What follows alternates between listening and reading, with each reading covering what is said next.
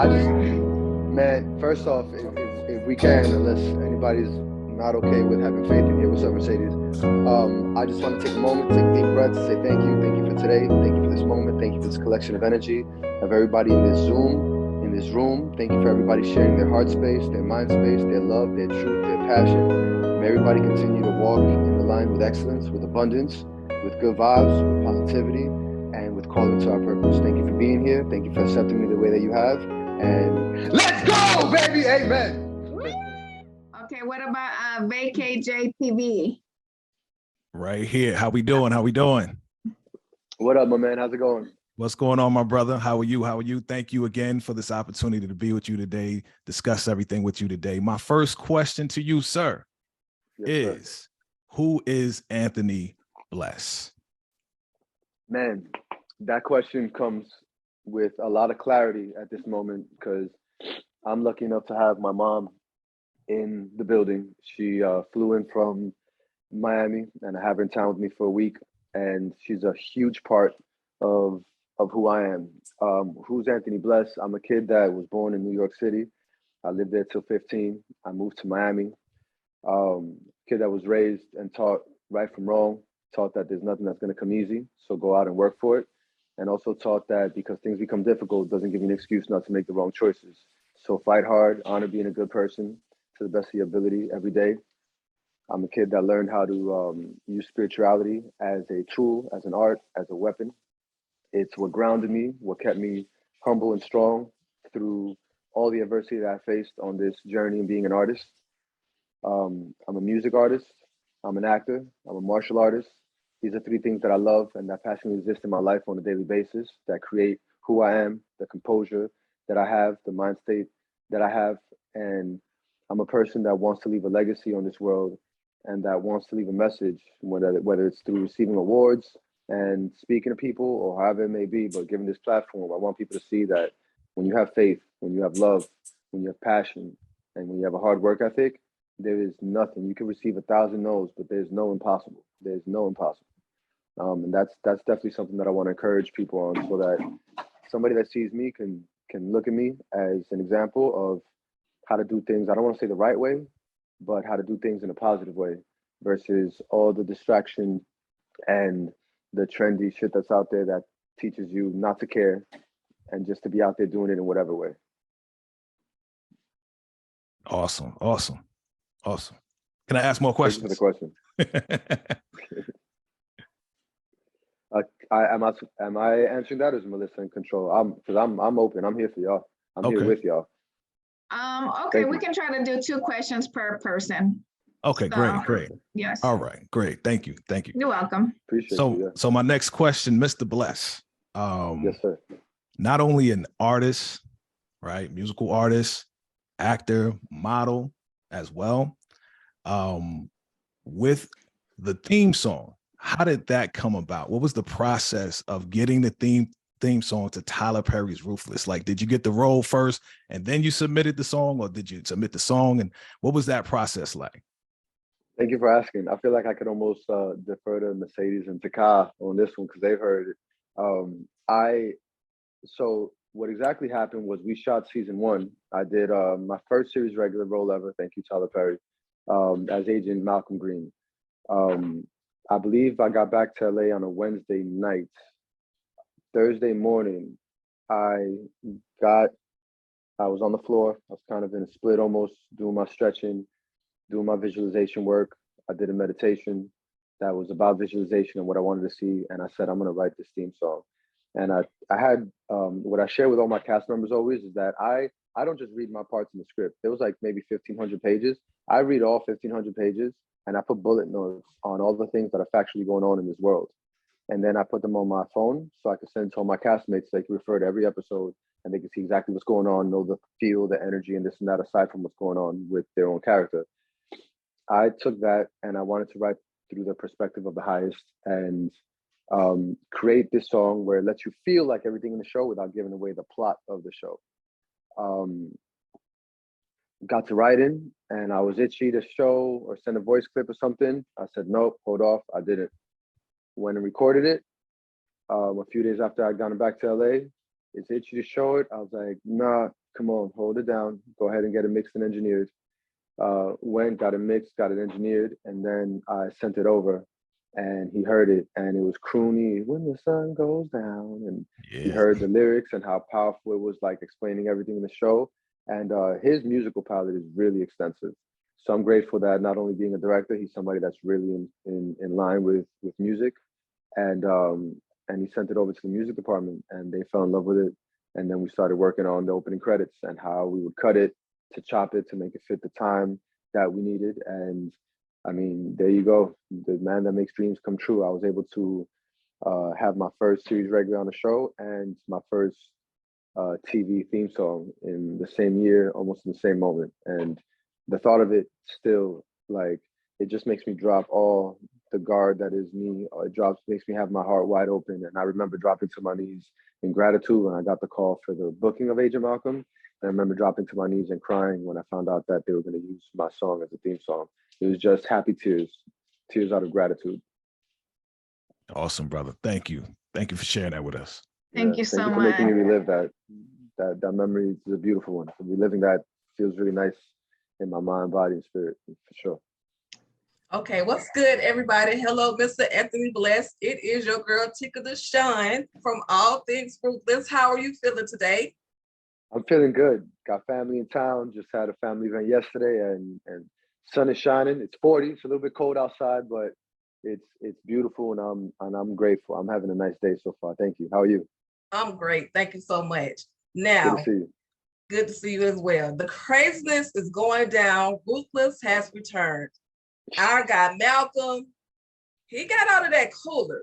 But I need to know, how did you prepare to be Malcolm, not just Malcolm, but Malcolm in that cooler? Thank you. Man, obviously I know that he's going to be freezing. So playing on the physicality. What helped me too is that it was a little bit method, because it was cold as hell in Atlanta when we were shooting those scenes. So it's not like I had to pretend to be cold so much. I just took it to the next level. But what I did appreciate as an artist was creating the levels of the things that are going on. So Malcolm had gone into the compound after he went spiraling.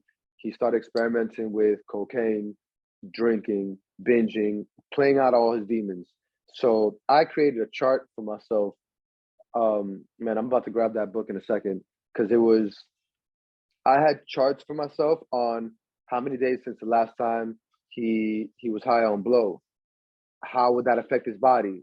He just had it yesterday. Now the next day you feel this way, and researching on what body effects, what mind effects go on. He's being tortured, how that will play in itself, and how that plays along with these addictions. He hasn't eaten. So how starvation and your need to eat and your thirst is going to be affecting you individually, and also how that's going to be affecting you with the time, with the insanity of being captured, with the demons that already existed before he got to the cult, with the fact that he doesn't have freedom now. I mean, hopefully we can all imagine what not having freedom looks and feels like, whether we go through our ancestry or whether we have moments where we feel it here, which sometimes in this country we can feel it. So that alone is enough of a powerful driving force to make you fight for something. You pair that with all the other adversities he was facing, and it was fun to like have my moment before notes on every scene to know where I was. And I had like metaphors for what everything was. For example, like his rage, I called it, I would put Wolverine, because I think about Wolverine and I think of and the claws and that like and when I think of a superhero, I think of above and beyond, extraordinary. For like the freezing, I thought about Snake, and me and Daikon being Snake versus Snake, and like the hissing that comes from the shivering, and how in my mentality I need to outsnake him to be able to try to get out of here. Then I started creating metaphors for all of that. I don't know if y'all familiar with like Joker or Venom, but I was using all these alter egos as triggers to push me into a physicality that connected with the things that I wanted, needed, and hoped for Malcolm's survival. And then afterwards, the beautiful thing was I realized that with all these things going on, I don't have to stay in a logical world, because he is not logical at this point. You are not sane. You're not thinking straight A, B, C, when all these things are these afflictions exist. And man, it just became playtime, because in my real life, I'm really healthy and peaceful and composed, thank God. and to go in there and just exercise these demons and this imagination and this darkness. And then as soon as they yell cut, step out, because I know the person that's inside this heart, and be able to detach immediately, step in, step out, step in, step out. It was, man, it was fun. And it was encouraging to know, because I've seen other actors that go down this dark road and they stay and they can't detach. Man, as soon as they yelled cut and they would pop the freezer open, somebody would come to put a robe on me, and I'd be standing and smiling and joking and still with a piece of my mind ready to go right back in. It was a fun experience. Absolutely. Well, you're absolutely killing it as Malcolm. We love to hate you as Malcolm. Was there any moments where you were questioning, why am I doing this? Because Tyler Perry takes you guys through some craziness. Did you ever have that moment? Never had a moment to ask why. I think I had extreme confidence in the fact that I could. I love the challenge because he shoots so fast. To get to that depth of level of work with a show that's going 50, 70 pages a day, that was beautifully challenging. And that's why I'm so brave now when it comes to regular TV shows, because where I do 7 pages, it's like, man, I got playtime. I'm in the trailer, like writing music in my off time, because I'm used to being like, shit, 7 scenes before lunchtime. What I did wonder was it was getting really dark, and I was just like, oh man, let me see how well I could handle this and have the consciousness of being aware of where this is going. And the fact that I can go to somewhere so dark, so whatever, and still be the happy, positive partner on set that's uplifting and motivating people, that felt really good. Because now I'm not scared at all, because I'm totally full of like this healthy process that exists within me, and how to get there without being like that person that's like on set and you can't talk to them, and you can't, like, they're not, the human part of them is gone, and they're too lost in their method. Like, that's not healthy. That's an unhealthy psychosis. Absolutely. Well, thank you so much for allowing me to be a part of this. I appreciate you. Thank and you. The Ruthless fans are definitely going to be looking forward to what more Malcolm/Anthony Bless has to bring to the table. So thank you so much. Thank you, Tika. Thank you. Tika.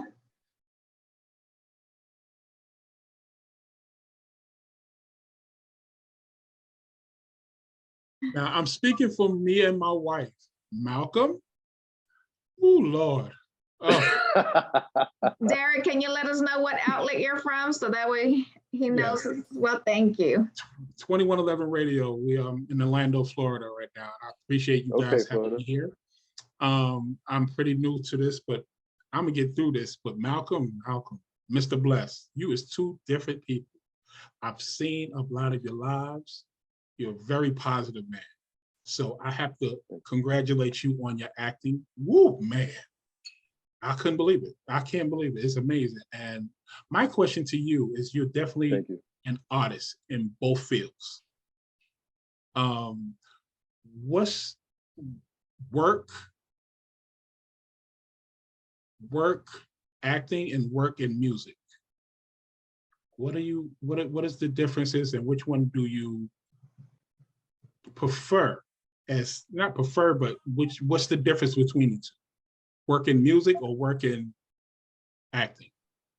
Thank you. I appreciate that question, because music did exist in my life before acting did. Before I ever stepped my first foot into a theater program, I was already performing all over Miami. I was on stage. I had a band. I had gone through hip hop competitions, and back then, all the dangerous stuff that came along with being in hip hop, especially looking how I look, people didn't receive that so well. This was back then when I had cornrows and gold teeth, and still I was no doubt. like, what's this guy gonna do, reggaeton? And I was like, nah, bro, nah, bro. They served me differently. What's funny is that as an actor, I love the process of script work. I found that even in like emotional pieces and all that, when I'm doing my work, I've even had, for example, I've had closure with the passing of my father. I've had healing go on where I heal myself within my work, because I'm creating these attachments and this deeper understanding of self, and attaching that with this poetry and art that's going on in my craft as an actor and my script work. With music, it's almost like a more giving. In acting, I do all my work so I can let go and just receive. And then I just become a product of the environment, of the things happening to me. And I'm so tapped into the people that I'm working with that they could change me at every moment. That's part of the art, that's part of the craft. and getting like my overall objective. As a music artist, it's like create something with an image, with a vision, with whatever story I want to tell or whatever message I want to send. And then I will say, I mean, I love them both dearly. They serve me very differently. Um, Still stepping on stage as a music artist with a live band and performing, not background vocals, not a CD playing and all that, like you being the live thing that you got to be accountable for every word, every breath, everything. That type of expression and that type of honor that I step on the stage with, whereas like if you're there to watch me perform, I have to make sure you have the best show that you've seen, because it's my honor and duty now to honor the fact that you showed up for me.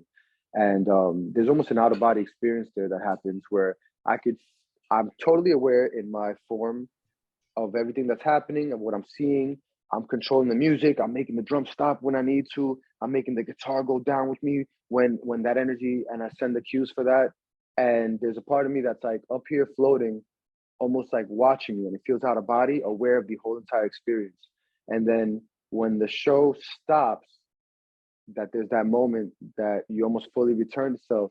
It feels like I drop back in, and that adrenaline rush feels like, imagine a Ferrari going on the hills of Monaco, like 150 miles an hour, and then you just boom, land in it, and you just have all that power, and you're just like, whoa, oh shit, this is the ride. That's what it feels like. There's this magic that comes from under your feet.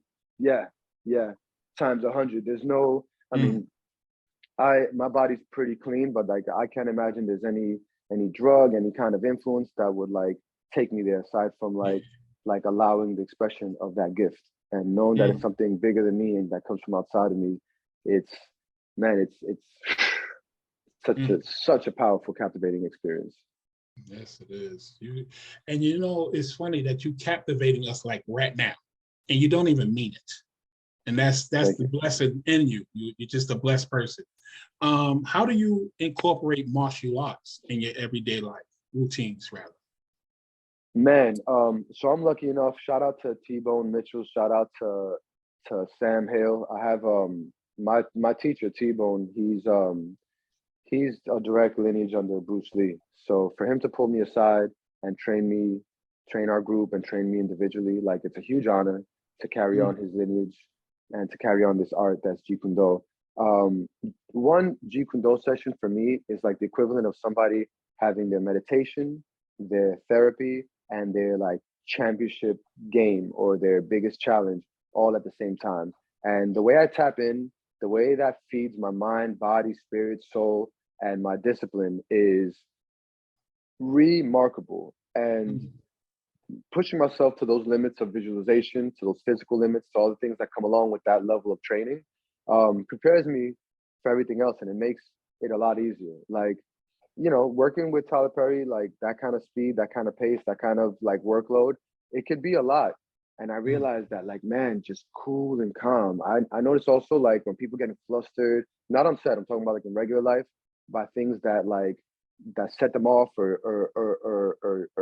triggers for them, or that stress them out real hard, this and that.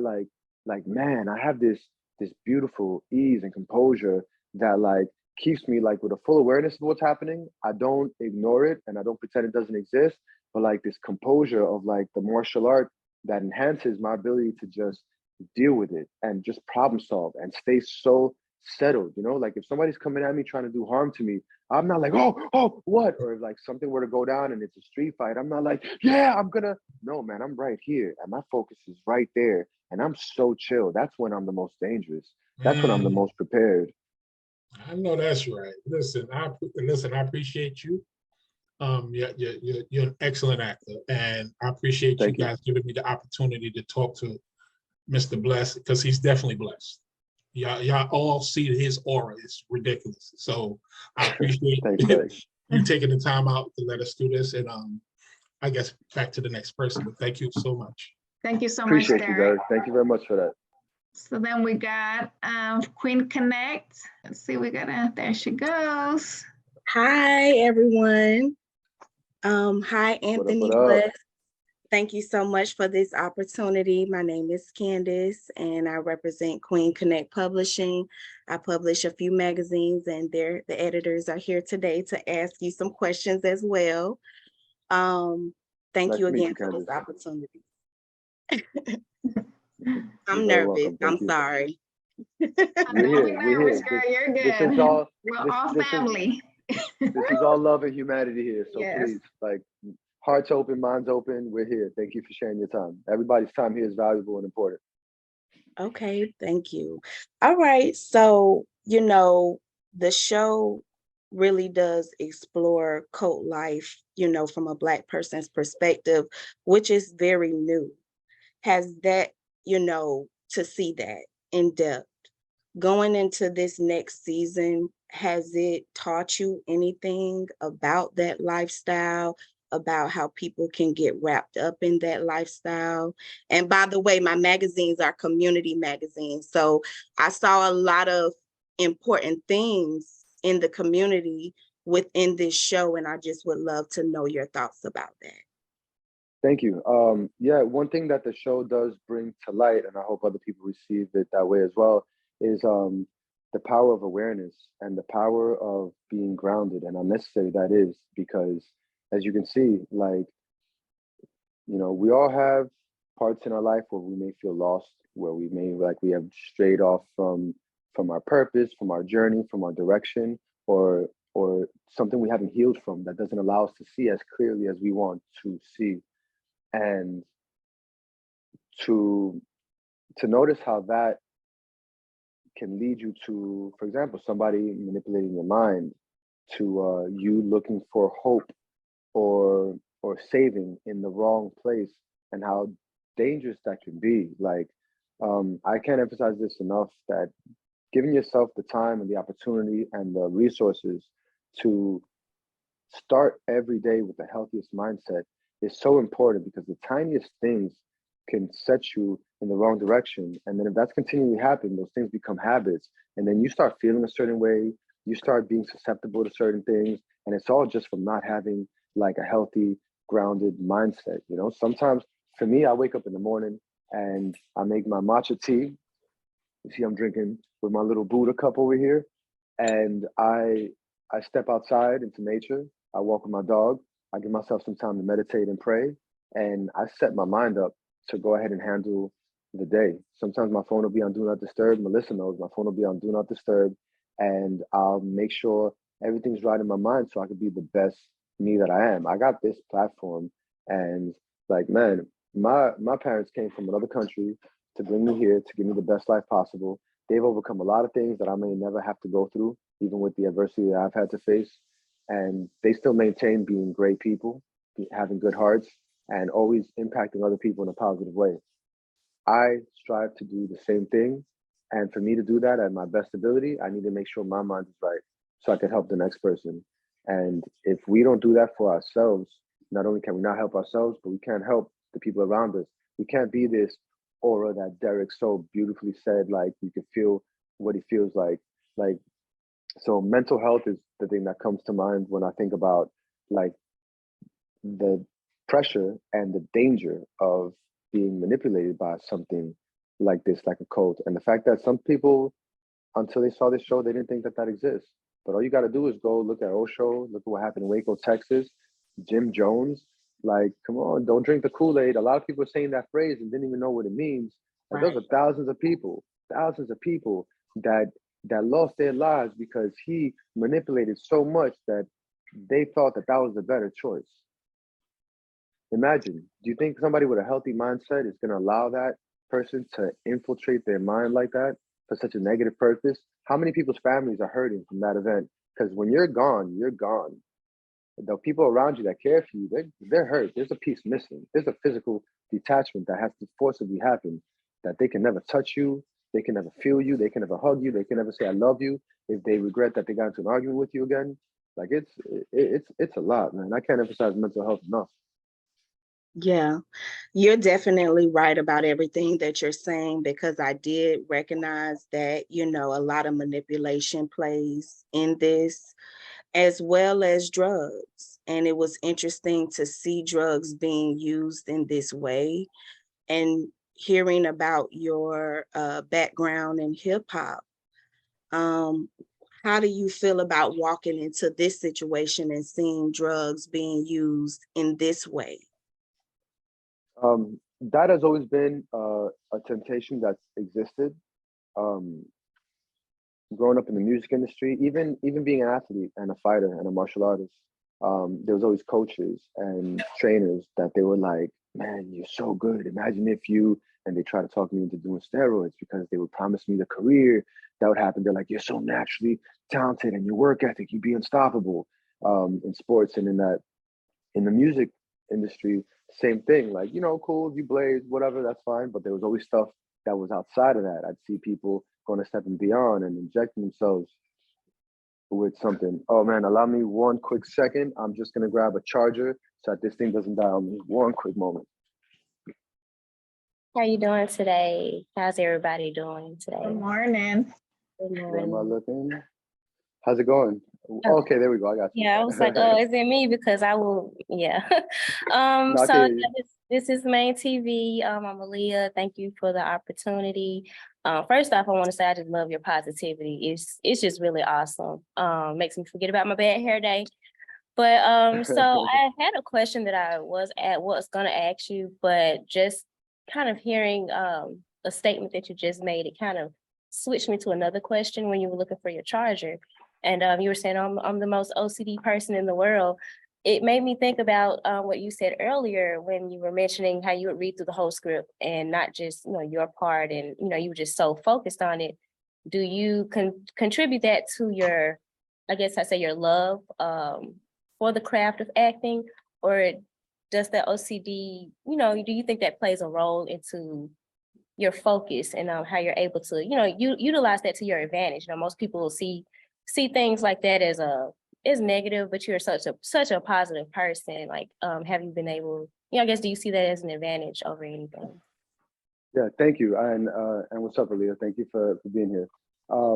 I feel that part that you're referring to in regards to me going through everything with a fine tooth and comb, my love of the craft, my expectation of myself to do my best work always and never take anything for granted, and my love of being a great partner and a good person, because I know that this can be a valuable resource for all of my teammates.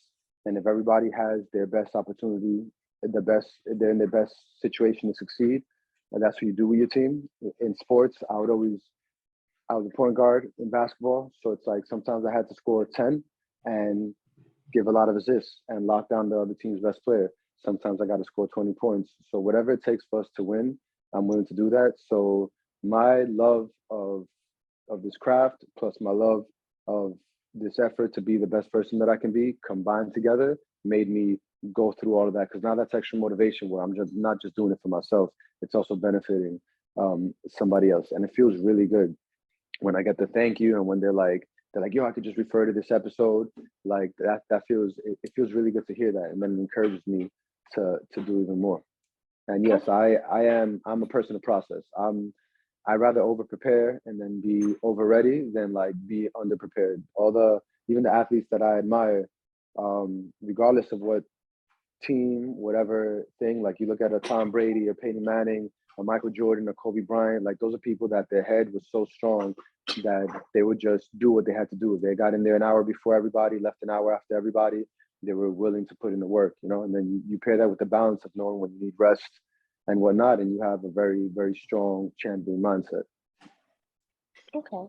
And then my next, I guess my original question, if I'm not mistaken, you were on Sisters as well. And so that was the same year that you were doing both basically in the same year. And did that bring about any type of burnout? Like, you really seem like the person that can just kind of overcome anything, any type of, whatever is supposed to stop the natural, normal person. It seems like you just, just bust through it. So did you ever experience burnout from trying to do two different roles, in the same year? Yeah, thanks for saying that. They were pretty spread apart. Like one and then another one happened a few months afterwards. I was going back and forth for Sisters because there's multiple episodes, and being a recurring guest star, they would fly me in. I'd be there for a few days, fly me out, fly me in. I when I am full of gratitude and when I'm surrounded with love, that kind of like aligns everything for me. So I think I was way too grateful to be in that position to get tired. Leading up to Sisters, I was still serving tables at this spot called Delilah out here in LA. And so it was like me handling all my auditions, me handling my martial arts training, me handling the things, the script work that I had to do, and going to do like an 8-hour shift of like busting my butt, serving tables, getting off at 2 in the morning to do side work, to get home, to walk my dog, to go to sleep at 3:30, to wake up at 6:30, to then look at 8 pages of script and be ready to show up and audition for them. So in hindsight, being able to move from having to do that work plus all of my acting work to just being able to focus on acting, as heavy and as time consuming as it was still so much easier than 8, 9 hours on my feet in these adverse conditions and no sleep, and then going to have to do the same. So I think my gratitude is way too far. Like, they're flying me first class to go do something that I love. I couldn't even think of being tired. It was just way too much of a blessing at that point. Okay, well, I'm gonna get out the way because I will just be like, okay, next question. But I do appreciate your time, sharing your insight on that, and thanks. And I get out the way for the next person. Thank you, Aaliyah. Appreciate it. TV. And then we got Tequila next. Well, hey everybody, how y'all doing today? Good. Yourself? I'm good. What up, Tequila? I'm well. So my name is Tequila Josephine. I am with a Shout Out to Tequila podcast. Basically, my platform is geared for networking. I truly believe your network is your net worth. You never know who you're talking to, who you're rubbing elbows with, what they do, or who they might know. So I'm grateful and honored to even be in this room with all these great people, to be able to talk to you. So thank you for that. So we're going to get right into it. Just a couple quick questions, because I know you always get questions about your character. How do you separate, or I would say, how do your fans or your supporters separate you, Anthony Bless, from your character, Malcolm? Because I know they always want to keep you in character. They probably on your DMs like, oh my gosh, they probably spamming you. So how is that? Thank you. And I'll correct it, Tequila, so we can say your name right. Appreciate you. I get Tequila. I know you're talking about me. Sorry for that. No, good. Some people don't separate. Some people, like, when I'm in, especially in Atlanta, like sometimes here it happens in the airports and stuff like that. I keep to myself a lot when I'm out here. Like, even a lot of my fight training, I go right down into my gym here where I live, because I like that. I like the headspace, and then like I'm doing PR and stuff with Melissa. So those are very social times. And then I balance that by being very to myself and grounded and at home and spending time with my dog and reading and doing all the things. Some people don't separate it. Sometimes I'm in the grocery store and they're like, you're wrong for that, Malcolm. And I love it. I don't think they'll see that there's a person outside of that. And I let them enjoy it. And then there's some people that can obviously differentiate. And like Derek said, like Takas said, like they see who I am and they see like the character that I portray, and they're like, okay, this guy's an artist. He's showing you change and transformation. This isn't just him being himself on TV. But I embrace it. Like I said, I grew up dreaming about being on a show, being able to like live off of doing what I love. And whether they call me Malcolm or Anthony, I just feel like if they stick along for the ride, they'll realize the difference in due time. And in the meantime, if all they're seeing is Malcolm, then let them see Malcolm. You know what I'm saying? Malcolm's a crazy, crazy boy. I love it. Now, you said you're too grateful to get tired. So what is like your ultimate why? Like, what really just keep Anthony Bless going? It has to be then faith, because I feel this calling and I feel this purpose, and I feel like there's nothing else for me to do. I went to college. I mean, I played sports at a high level. I had a lot of other things that entertained the idea of what I'm supposed to be doing. And when I do this, this feels like going home. Like the way you feel when your mom embraces you or when your loved one embraces you. Like this is what I feel like when I'm doing this work. I feel like this is what caters to the gifts that I have the most, and it's what thrills me and motivates me and stimulates me, to even the competitive side of me, to be the best that I can be, so I can leave a footprint for the next person. So it has to be faith, because what brought me out here to LA was a promise to God that I made. I had worked on all the other 4 TV shows in Miami, and then Magic City was the last one left. And I promised to God that if I booked that Magic City role, that means that's my sign that I got to go out to LA and follow this career and really believe in that. And I booked that, and I ain't trying to mess up with the man upstairs. So I already started making plans, and I had never stepped foot in LA, and I just like booked a flight and I moved out here, and the rest is history. I love it. I love it. I mean, the last thing is, do you have a mantra like you just like stick by all the time? I cycle through a few. I do like to read a lot, whether it's self-help books or plays that like will stimulate my imagination to keep my mind ready, and then the writing music, all that stuff just keeps my skills sharp.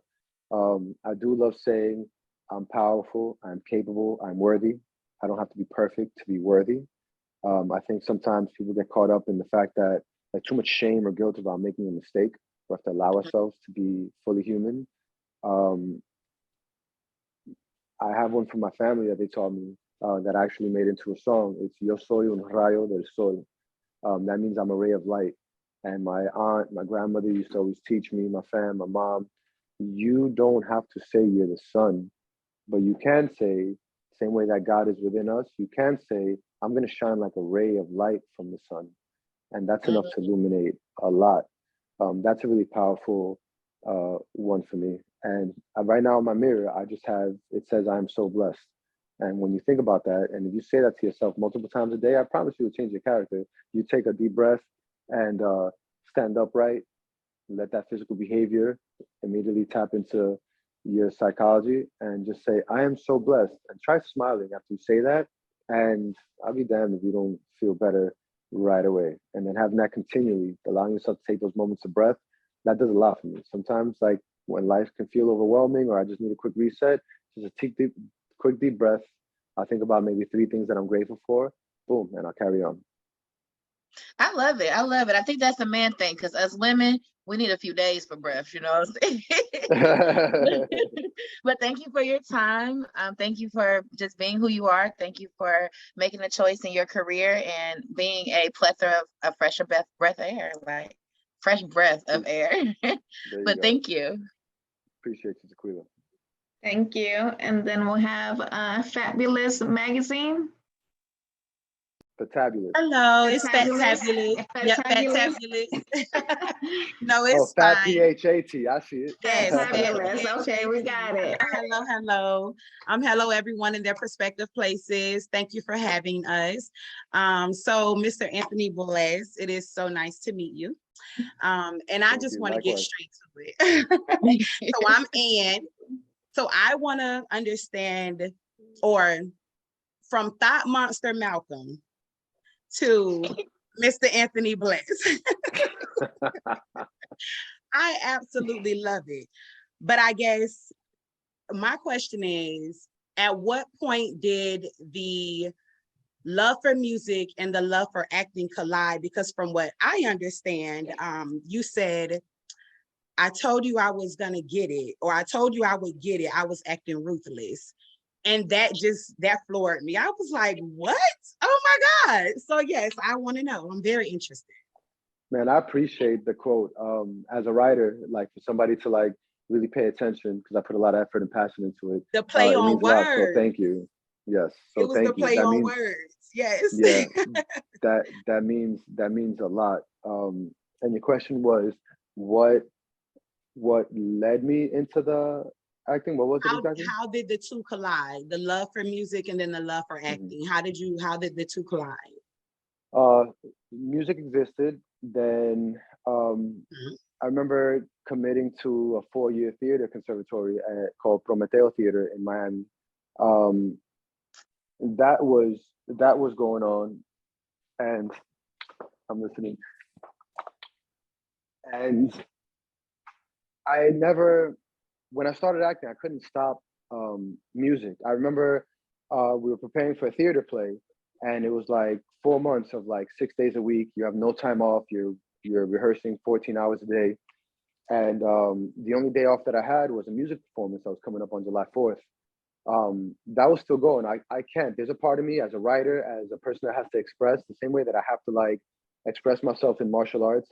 There's a part of me that I can't not express myself as a music artist. And now, as the days go by, I notice um, maybe more. I feel like acting is like, hey, I'm catching up because music. There was so much time. Like when I was in college, it would be like being at the university, getting out at 2:30, going to a full-time job from 3 to 10, getting out at 10, being at the studio at 10:45, being at that studio from 10:45 to 3 in the morning, going back home. My mom would leave me a piece of chicken cooked in the kitchen or something like that. I would eat that, go to sleep, sleep 3 hours, wake up, rinse, wash, repeat. And so the work ethic got built really quickly. And like once the acting started coming on, then I couldn't stop one or the other. I think sometimes there's seasons where like I'll get 3, 4, 5 auditions in a week, and like there's a lot more acting going on that week than music, but they're always both there, and they feed me so differently. And I think the music allows me to tap into more like the New York release, whereas as an actor, like obviously like being adaptable, like I've learned to tap into a little more standard English. I've learned how to create a multitude of characters, whereas like one day I might have 2 auditions. This guy might be the ruthless killer, and then an hour later I gotta be the CEO that is so well spoken and holding his fork and knife the right way and says no to drinking, like so it's just become a fun balance in which one exists more than the other. A lot of times right after I finish shooting like a season of Ruthless, I turn my phone off and I'll disappear. I'll take a quick trip. Last time it was Costa Rica.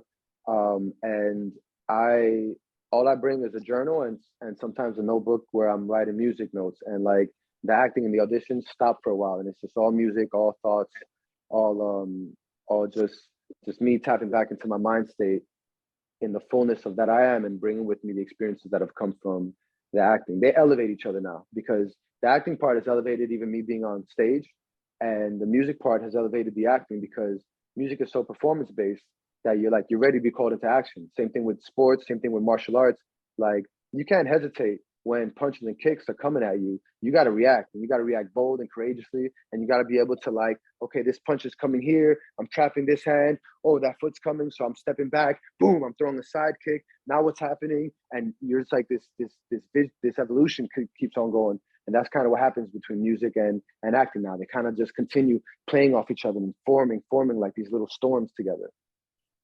Okay, so from listening to everyone else's questions and you answering, I kind of got my second question answered, but that led me to something else. So from 13 years ago with music, Respect Comes First as a title, to 3 months ago, Take You Back, which I know Take You Back is more of a love song, but just from the wordplay alone, it was almost like you were speaking to self in a sense.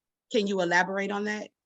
Yeah, and thank you. I do bring real life situations with situations that I know from talking with friends, with the conscious experience of like what I know is happening like for other people in relationships, in situationships, in hardships and whatnot.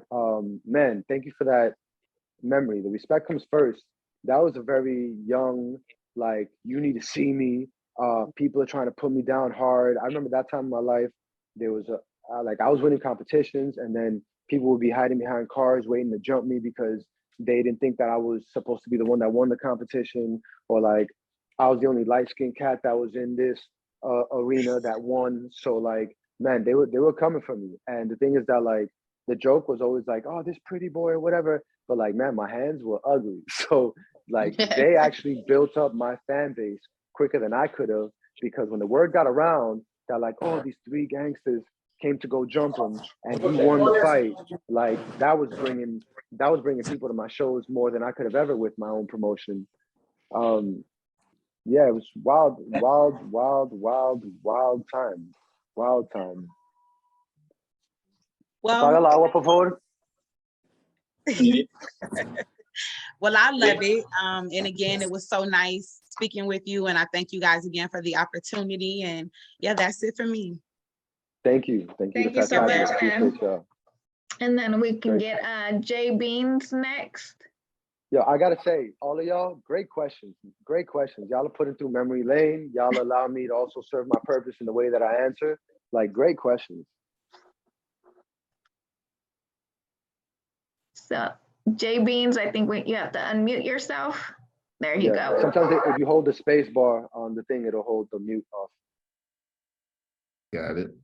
Got Good it. afternoon, everyone. This is Jerry with J Beans 912. How you doing, Anthony Bless? What up, Jerry? How's it going, man? Anthony, Thank you. everybody gonna get Malcolm today? Yeah, it depends on the question. It depends on the circumstance. Oh, I want to keep you as Anthony right now. Okay. I left Malcolm on the compound, just nearly getting out of the freezer. Just on the so we're gonna leave him over there. Keep him on the compound right now. We're gonna keep him on the compound right now. That's a good place for right now, but I know we got a lot coming for us from the compound in days to come.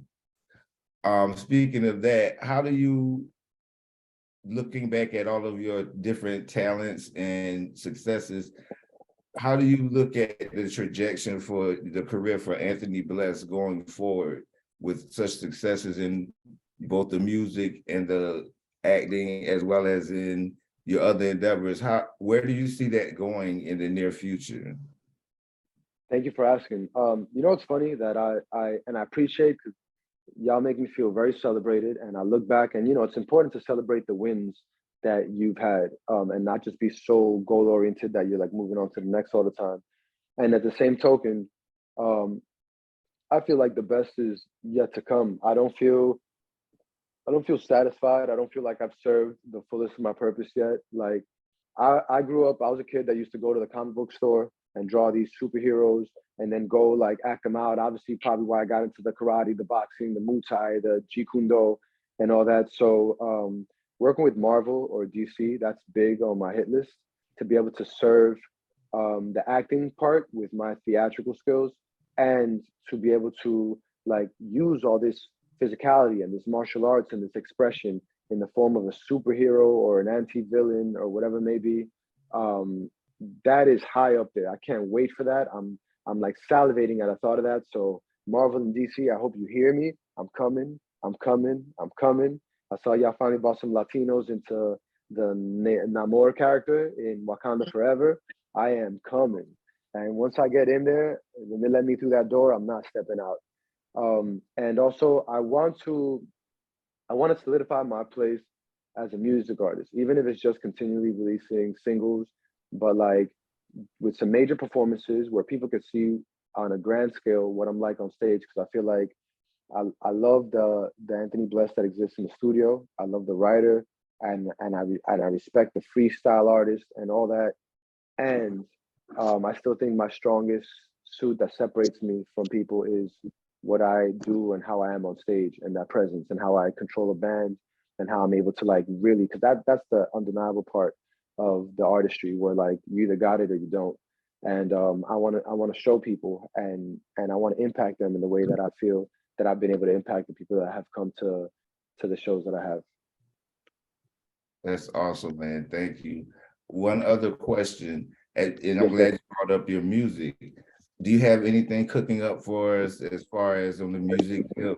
As an engineer myself, you know, I like to listen to a bunch of different sounds and different genres, and I want to know, you got anything new coming down the turnpike for us in this new year?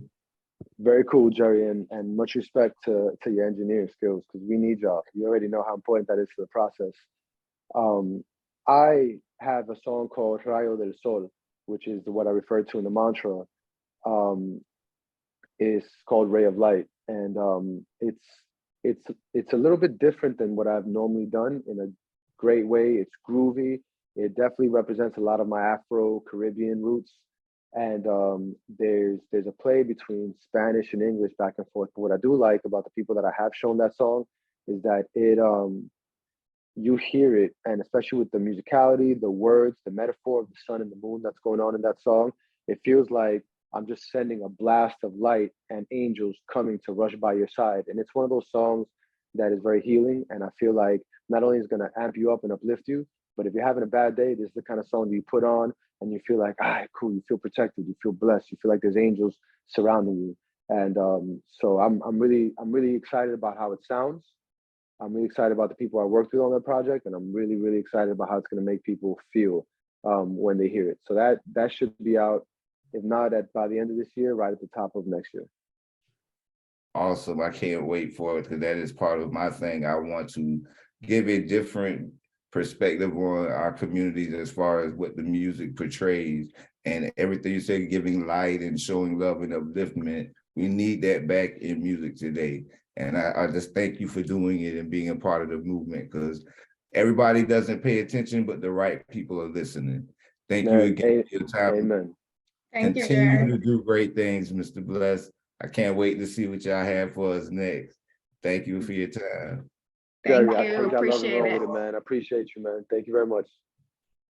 Next we can take Lala News.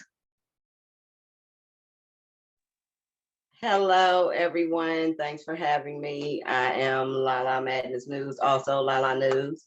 I am a industry tastemaker, also industry consultant. I do interviews, and I'm special guests are out and about in the streets a lot. So thank you once again for having me. And also, hello, Mr. Anthony Bless as well. Thanks for taking the time out to speak with me for a moment. What's up, Lala? Thank you.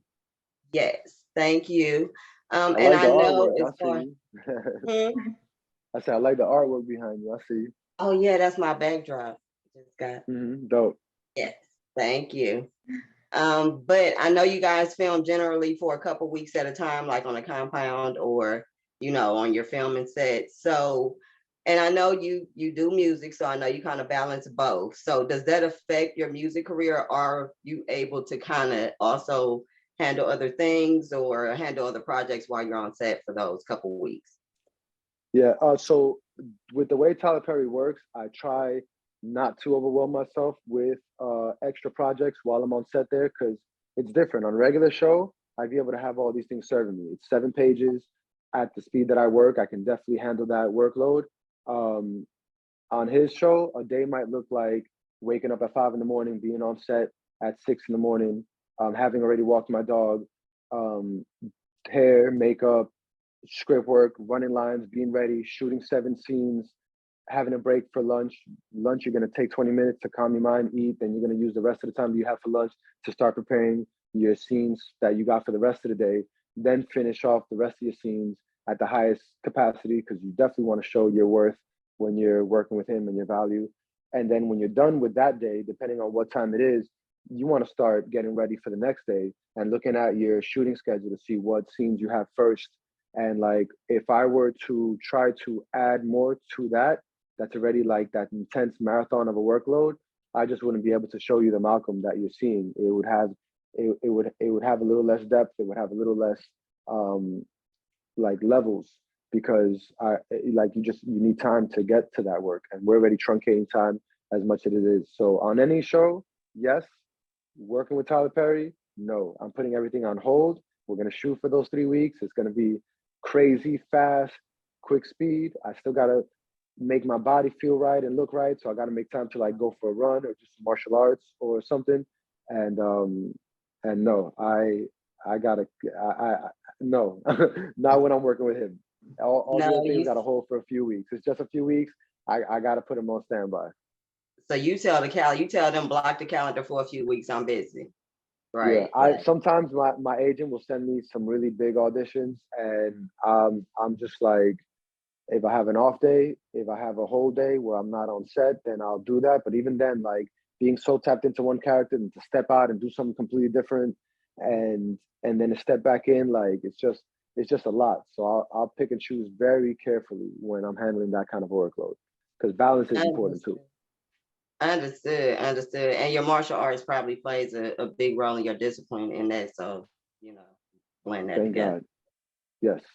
But just one more quick question for you. while managing your different roles, I know you've handled a couple different roles, not only Ruthless. Does that end up transferring over into your music because you're gaining new experiences, you're having different outlooks on life, possibly from some of these roles you're taking on? So do you feel like that may transfer over musically sometimes for you? Wait, say again, some of these roles transfer Some of into the the music I'm roles, creating? like some of your acting roles. Yeah, some of your Uh-huh. acting roles, like Tyler Perry, Ruthless, you know, you've been on Sisters, some other places. So have any of the roles that you've taken on possibly expanded your horizon or thought process on a few things or ways of life, and that possibly transferred over to your music? And you've written about it, or it's giving you some ideas to kind of spark you musically, possibly?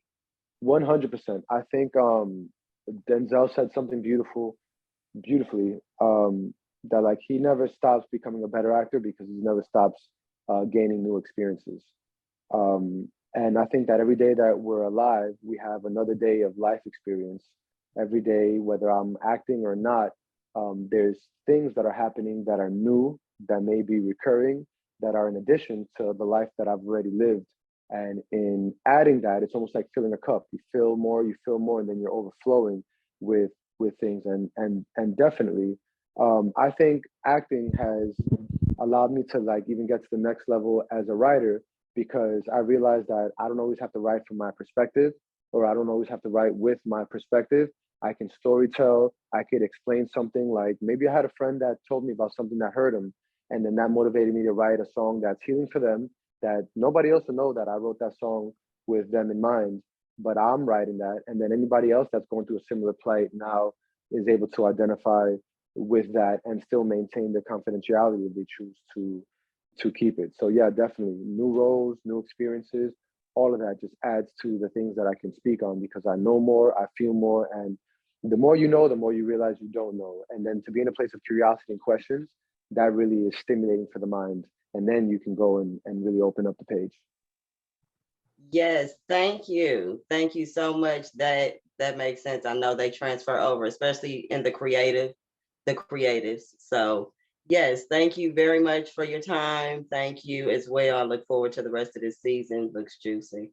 So appreciate you, Lala. Thank you, Lala. Look forward to seeing what else you got in the rest of your career as well. Thank you guys for having me.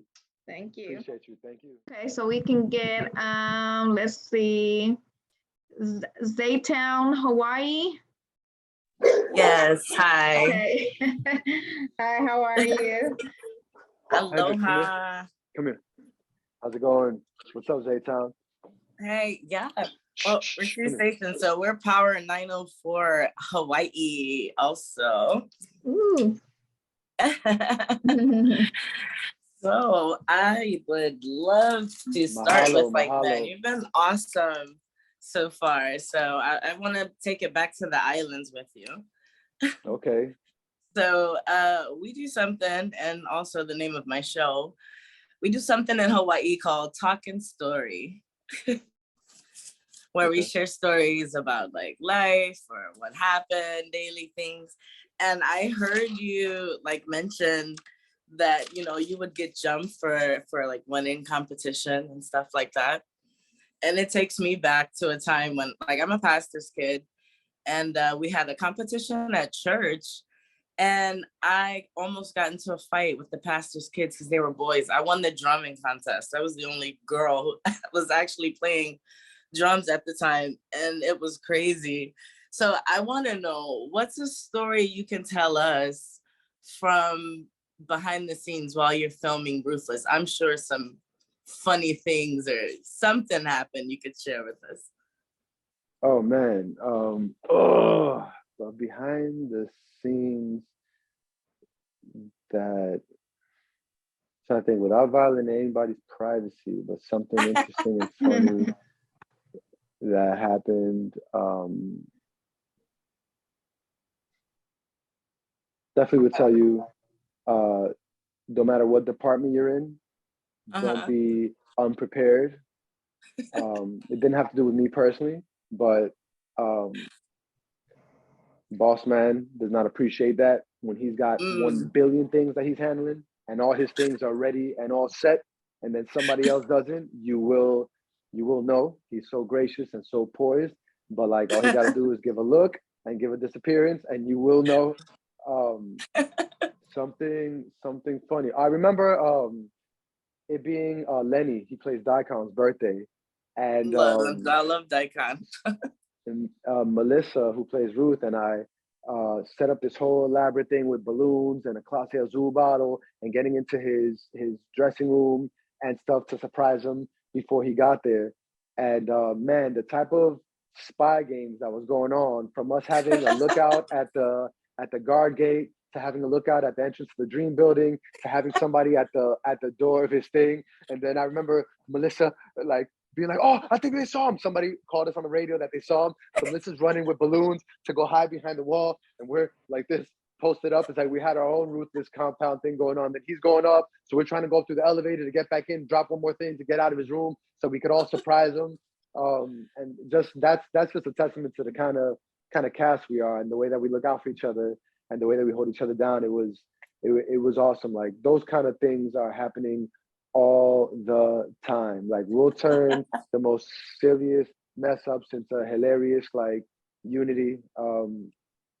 Yeah, other than that, just or like me disappearing and them not knowing where I'm at or why I left set so quick after I was done or whatnot. And it's because I'm on a rooftop watching the sunset. I'm obsessed with sunsets. I'm obsessed with sunsets. So it's like if they're ever like, "Yo, Bless is missing," like I'm up somewhere just like taking some deep breaths. Watching, yeah. You'll find me on a rooftop. Call you Simba. There you go. I like that reference. Oh man.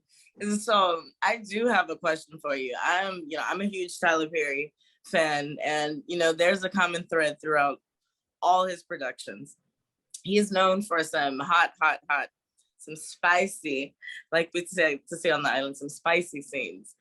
Will we see Malcolm finally thawing out? Like, will there be some spiciness going on with Malcolm this season? Oh man.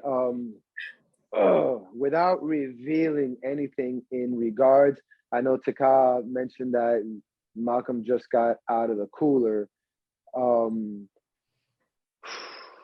do I say this without giving away anything? The level of danger for his situation only gets worse. Oh, for the rest of the season, and that's all that I'm gonna say. Okay. That's not to say he survives, doesn't survive. All I'm saying is that, like, man, I hope you appreciate Malcolm while he's present. Oh my God. Oh man. Oh my God. Okay.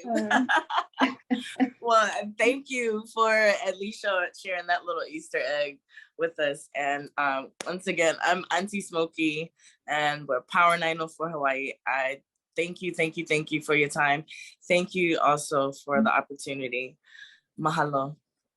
Mahalo, Auntie Smokey. I'll see you in Hanakapai Falls in Kauai. Yes. Chasing some more sunsets. One of my favorite hikes of all time.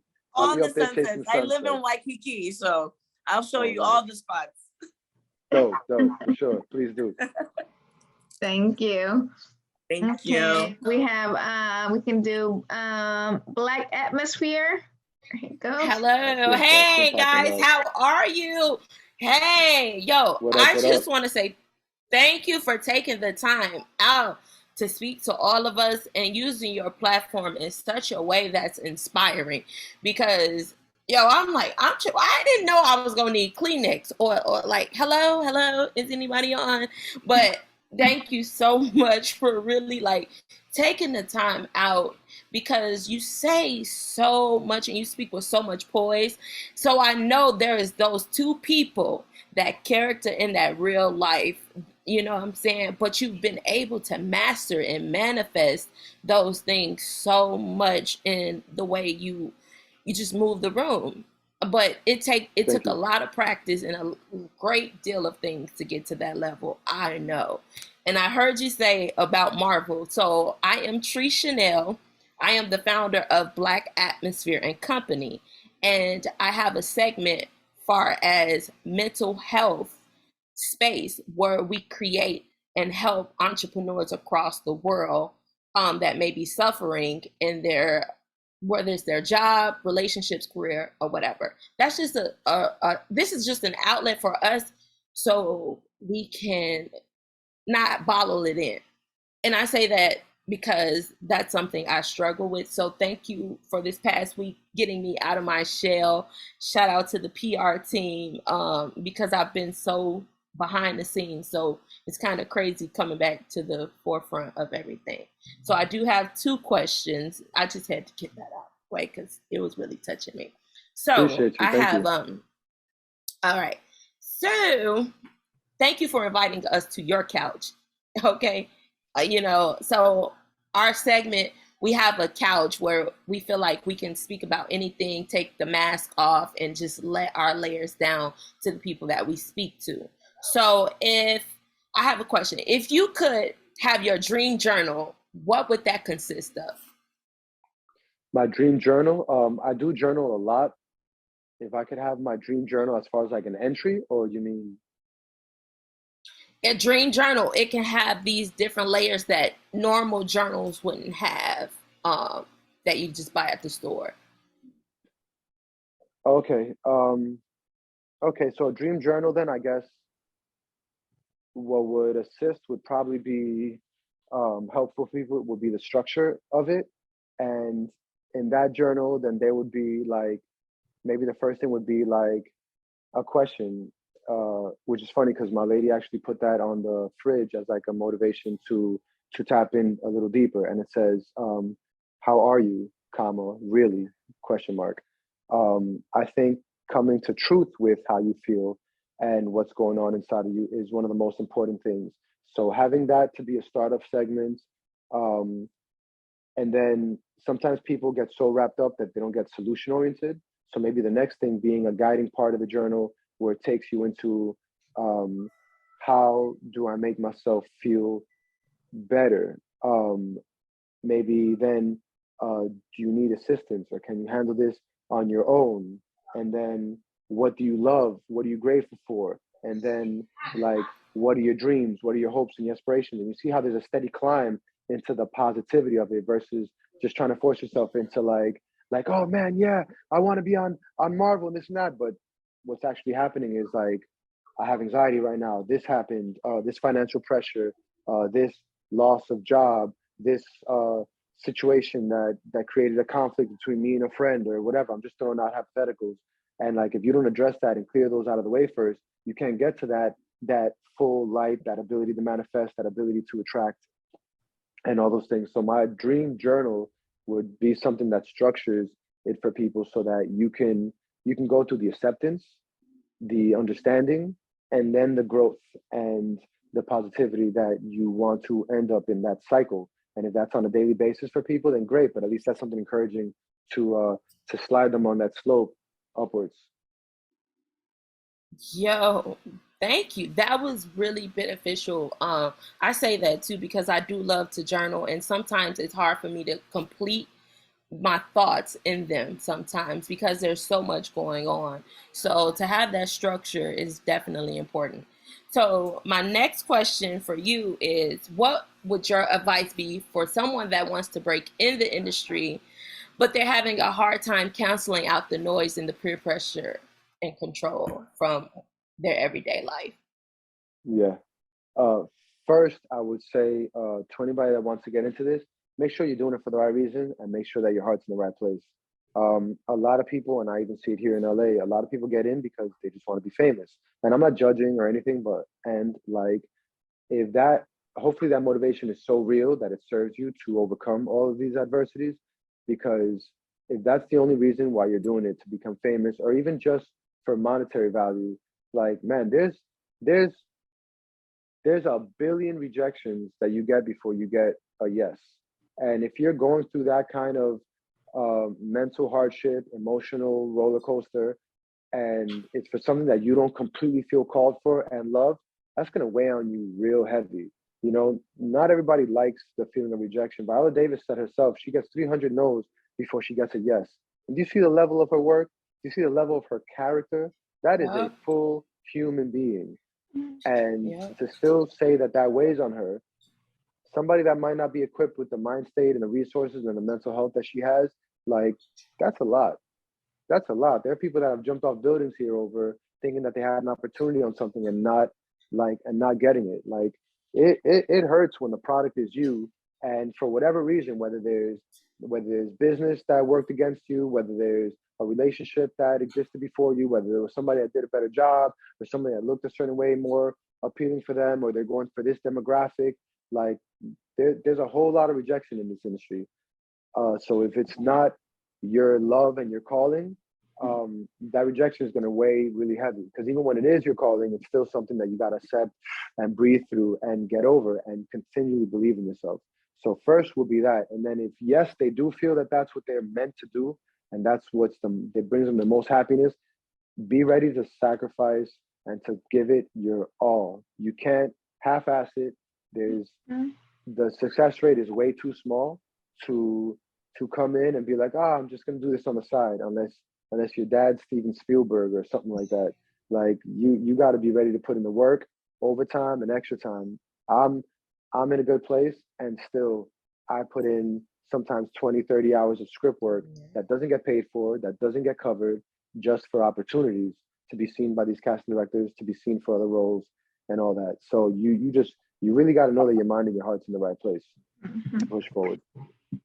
Wow, that was so good. I'm sure there's going to be people that need to hear that. I sometimes need to hear that. So thank you so much, because I've been through a lot of those things, but I don't care about the no's. You know what I'm saying? For every no, there's always going to be a yes waiting for you. So never think that just because that person said it, that wasn't for you. That wasn't your door. Allow God to use you, use your voice, and thank you for allowing him to use the platform and to speak about Ruthless, because to get into that, definitely, there's some truth to everything, and to be able to shed light onto that and really help people to walk them through. We all walking each other home. So shout out to you, Mr. Anthony Bless. Stay blessed. I know that, but definitely thank you so much for taking the time out and allowing us to come sit on your couch and talk to you. You are very appreciated, and you're very welcome. Appreciate you. Thank you. Great question. Thank you. Okay, let's see. We can go with Mr. Marlo Jones. Okay, can y'all hear me? Yes, we can. Yes, sir. Hey, what up, Mr. Jones? Everybody? Hey, Anthony, how's it going? I just want to say, wow, this has been so informative. My name is Marlo Jones. I am the editor-in-chief of Pasco Connect magazine and the founder of Pasco Young Revolutionary Entertainment. I am a fellow actor as well, a musician, a rapper. Salute. And yes, salute, man. And I want to say, just listening to you, I've almost went down memory lane again in my own life and my career, just listening, to you talk about the things you did in your foundation, and how music and how acting, how it all correlates together, how it all meshes at the end of the day. And, just listening to it was inspiring. So I want to thank you for sharing your story with us. And, as we say, sending the ladder down so more people can have this knowledge and this appreciation for the craft of acting and music and the arts in general. So I want to thank you for taking the time out. I really do appreciate it. And man, you are very talented. And I was just listening to you, and we have so much in common. So we both have some Afro Latino blood running through our veins. And it looks like as well, I was reading about you, and you started off doing some rap battles, huh? Yeah, definitely. That was the core: freestyle sessions and rap battles to get your name out in the street.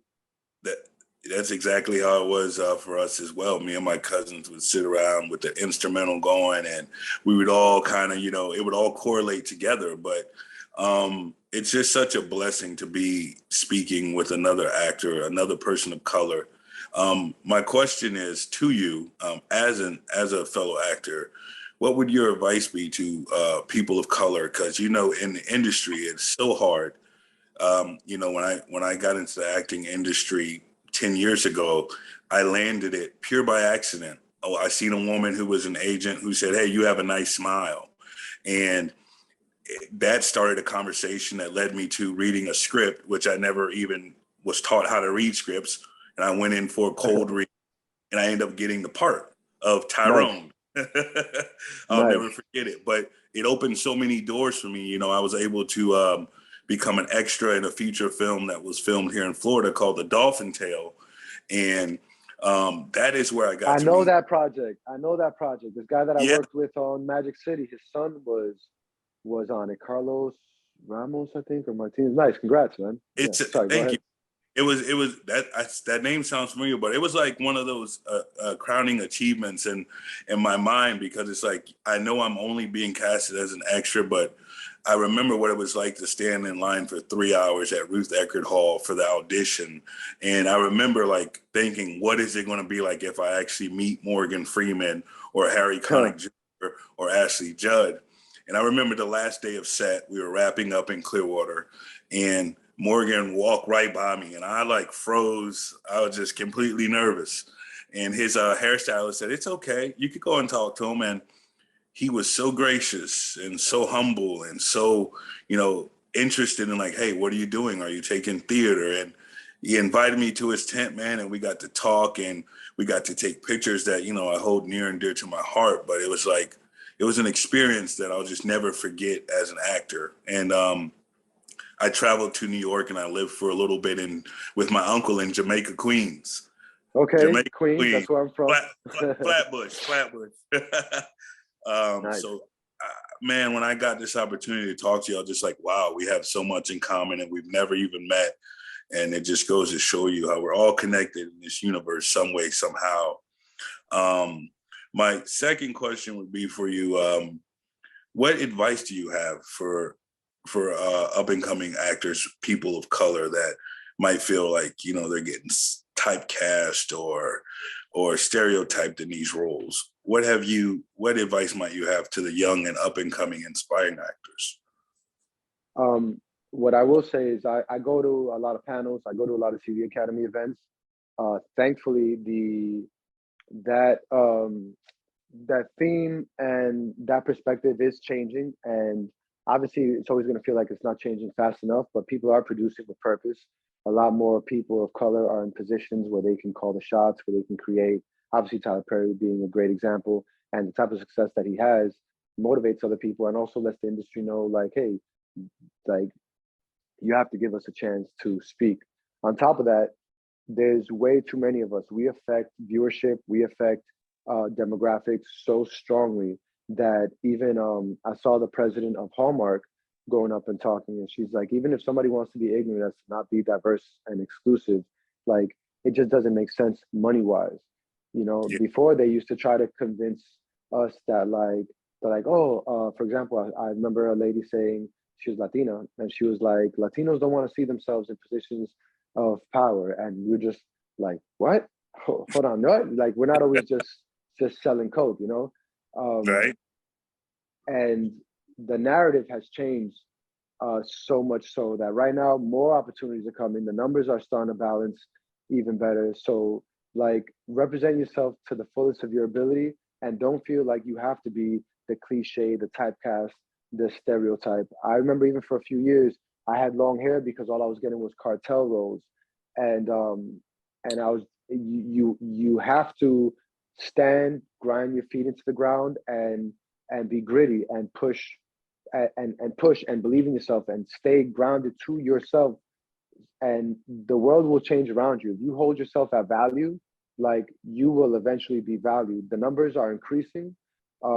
Even with Latinos, I saw that like last year it was like 5%. For 5% of all of the leads go to people of Latino origin. That's really small. And if you really want to stand and represent for your people, me being Afro-Latino, like, you got to fight through that. You got to fight through that. You know, our parents didn't create us by not overcoming and not fighting through things. So honor their effort and push it forward. And then maybe the next generation pushes it forward even further. But if we don't try to play our part, then for sure, it'll never change. It'll never get to where we want and need it to be a fair representation. There's too many. There's way too many of us now. We have way too much of a voice because of necessary evils and because of good things. Like people are much more woke. So we gotta continue and take every bit of that momentum that we can, and just continue representing yourself in the best light. And that's the best thing you could do, that each one can do for our people, so that they don't have even the chance to be like, oh, this means that, or like, or this is these people come from that have that skin tone, so that means that they're gonna act like this or look like this. Nope, we're not gonna give them the opportunity to shell us in that box. We have way too many kings and queens, way too much love, way too much passion, way too much faith, way too much ability to overcome. And how are we here in this platform right now? Because we all believe in ourselves, because we've all been able to overcome to get to this point. I know everybody here has had a tough day in their life, probably multiple, and still there's a lot of love, a lot of sharing, a lot of care that's happening right here. We don't have the right, it's bigger than us.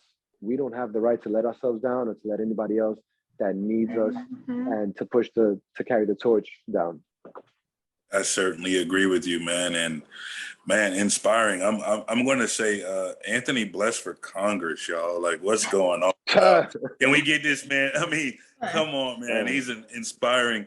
And I also would just like to end it on this. I mean, we did see the Black Panther 2 now, okay? Now I'm thinking, I don't know what we can do, but see if we can get me and you in that next sequel coming out. You know, I could be Black Panther, you could be Nemo, whatever you want to do. Yeah. We could get it done. Man, that'll be fun, because that means we're going at each other, and then offset we can laugh about it. That sounds like a great idea, man. Let's go. Thank y'all so much. I'm sending out the note to Marvel real quick. Yeah. Send out the note to him.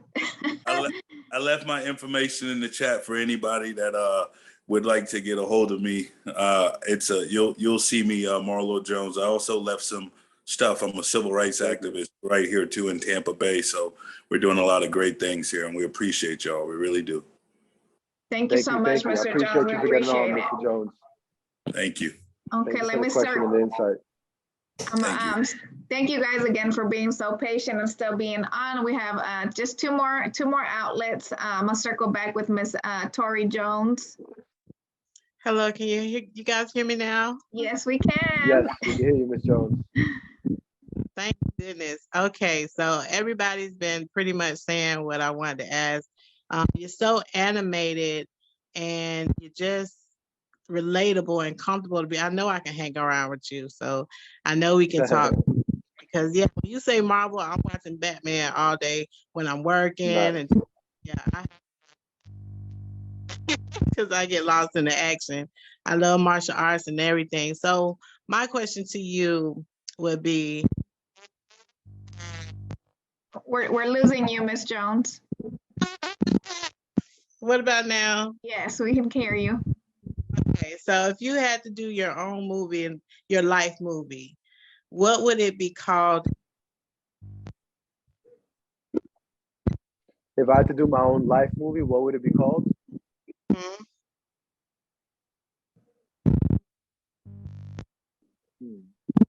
He said, if you had to do your life movie, what would it be called and why?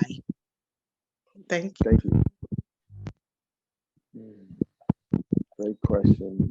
I'm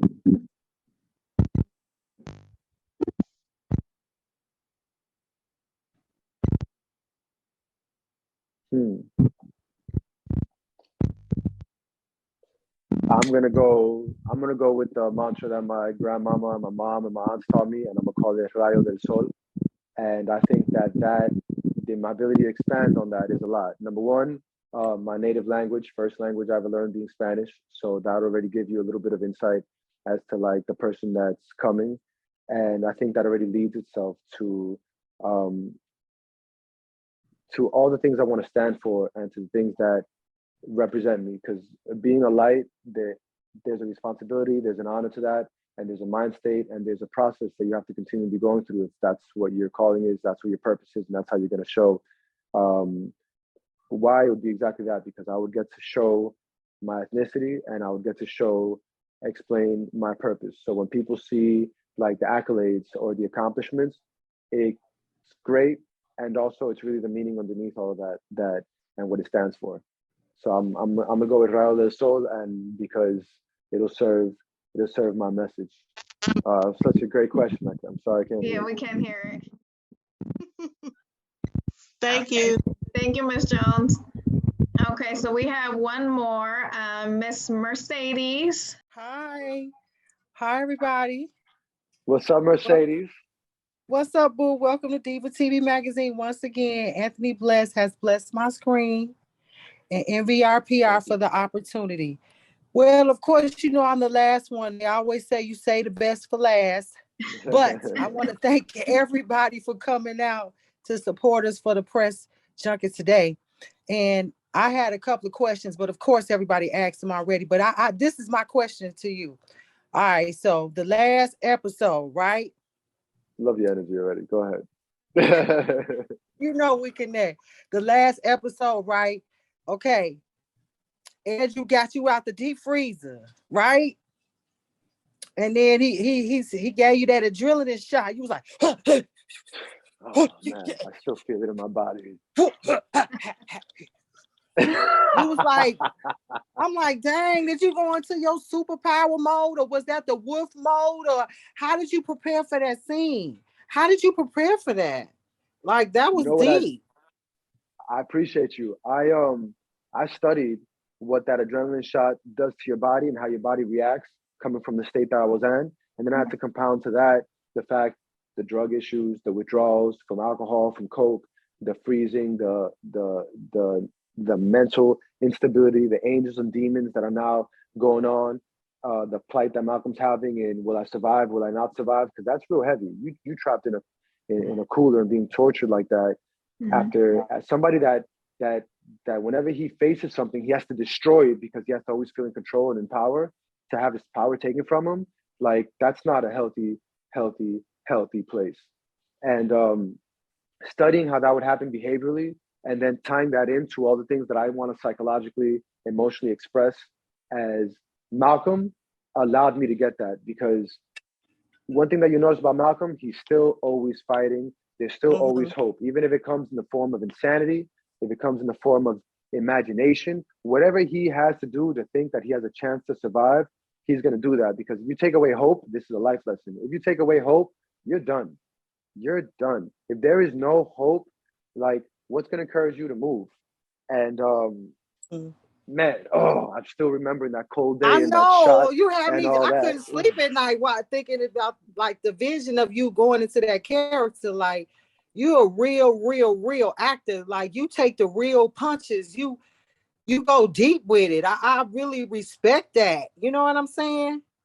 Thank you. I appreciate that. I like to lead with triggers and with behavior, because sometimes behavior would allow you to physically express something, especially when you've created all the script work and the work underneath to have subtextual stuff happening that all blends. Like, there's so many metaphors and possibilities that are happening in Malcolm's head all at the same time while the behaviors are going on, that now it starts to serve the entire world and the depth of levels of the things that he's going through. Oh man, and shout out to Andrew. Blue Kimball is great partner to work with. It's always intense. We trust each other very deeply when we're on set, so it was great to do that work with him. And, oh man, I know. My bad. No, we're good. It's great. It's just funny, like, that behaviors allow you to psychologically detach a little bit. So, like, remembering that and the shiver and the snakes that I was talking about and the venom and the Wolverine, like, because all those things are happening. And then now all of a sudden, now Malcolm's got a little bit of adrenaline and he's got a little bit of freedom, although he's still stuck on the compound, but he's out of that box. So it's like what we were talking about before, like, you're facing all these adversities. The second you remove a little bit, you just being in a better place is enough to hope and encourage you to move forward. So remembering where you came from and knowing where you've gotten to should put things into perspective very clearly. And it's very clear that Malcolm is in a better place now than he was last few episodes. So this fight's going to be out even that much stronger.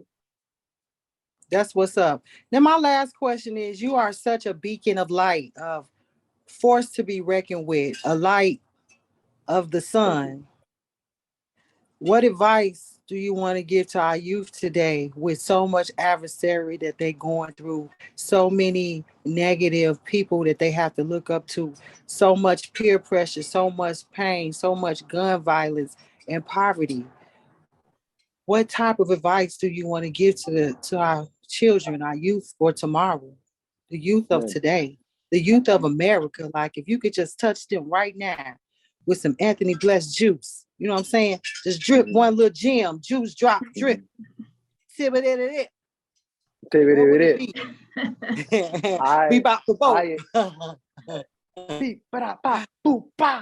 I would immediately be shooting light in the form of love right to where their heart is, and another beam right to where their mind is, and reminding them, you are so powerful.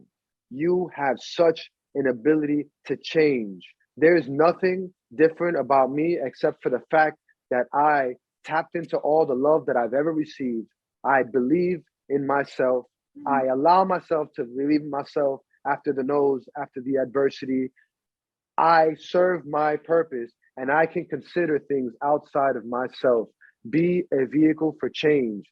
Do not doubt your power. Do not doubt your existence. Abundance is a birthright. We are powerful, capable, worthy. We don't have to be perfect to be worthy. If you change 10 people, those 10 people will change 10 more, and your reaction is infinite.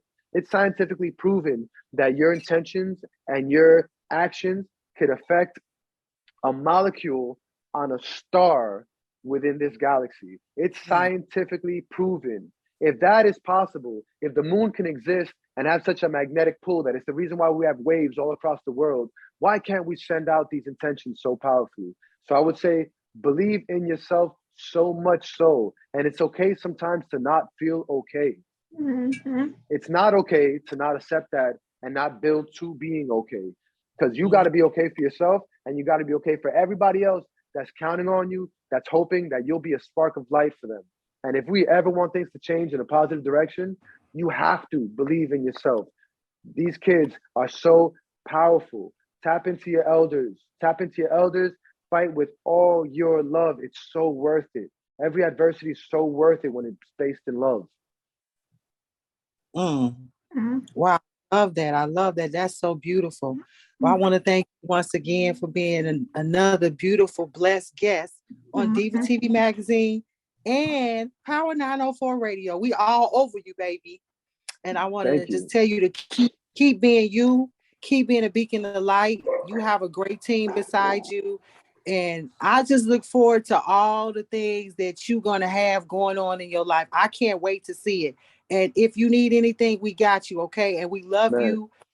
All things Ruthless, the Ruthless fans, you are so real. I was there in California with you. I saw you perform. I was there to touch you and hug you and love on your girl and your family. And I know you're real. And that's why I do anything for you. I got your back because I know you the realest, one of the realest. And I appreciate you so much. I appreciate y'all so much. And one thing I want to share with everybody in here that gave me their time today is I gave you mine to speak on these things, to the same way you say that I encourage or inspire or healed something in you or for somebody else in this. Let me tell you that speaking on it does exactly the same for me. If you think for 1 second that I'm not coming out of this panel, my lady just walked in, my mom is sitting right here. I got 2 beacons of love and light right around me. If you think for any moment that this didn't affect me in the most beautiful and amazing way, and that I'm not going to take that with me for the rest of the day and for the rest of my life, then again, like I was talking to these kids, don't doubt your power, because your light, your questions, your happiness, your joy has impacted me greatly, and that's how we affect change. So again, I appreciate y'all. I'm sending y'all so much peace and love and light and blessings, and thank you for this shared time, this shared space. Go hit me up on Instagram. I'm not the bougie guy that doesn't talk to people. Go hit me up. We'll stay connected. We'll help each other with our purpose. Thank you guys for your time, for your energy, for your attention, for your love. It's here. I'm here the same way you're here for me. Thank you. Thank you guys so much. Thank you so much.